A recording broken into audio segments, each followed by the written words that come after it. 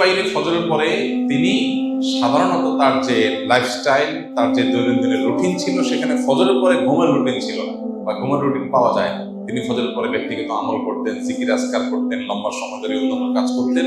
এরপরে তিনি কাইলুলা করতে যেতেন দুপুরে। এটা ছিল তার লাইফস্টাইল।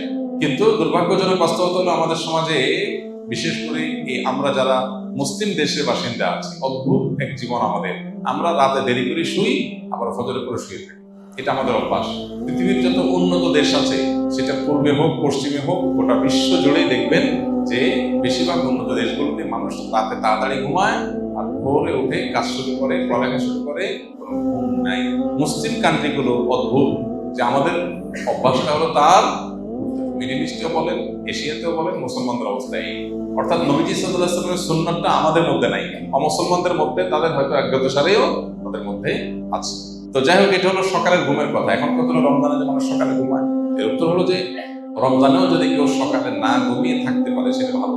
কিন্তু পৃথিবীর সেট আপটা এমন ভাবে করা হয়েছে যে 9টা to 5টা অফিস, স্কুল, কলেজ, মাদ্রাসা সব এরকম করা হয়েছে। কেন আর্লি মর্নিং একদম ভোরে শুরু হয়ে দুপুরের মধ্যে শেষ হয়ে যাবে, এমন হতে পারতো না?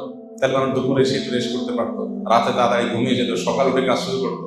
এই যে আমাদের একটা সিস্টেম ডেভেলপ হয়েছে, যে সিস্টেমটার মধ্যে সুন্নাহ পালন করাটা কঠিন, এরকম পরিস্থিতিতে কারোর যদি অসুবিধা হয়, তিনি রমজানে তারাবি পড়ে শুরু 10:30 11টা বেজে গেছে, আবার এদিকে তার সকালে উঠে অফিসে যেতে হবে, সারাদিনের জন্য রেস্টের সুযোগ পাবেন না, তিনি সকালে ঘুমান, গুনাহ হবে না।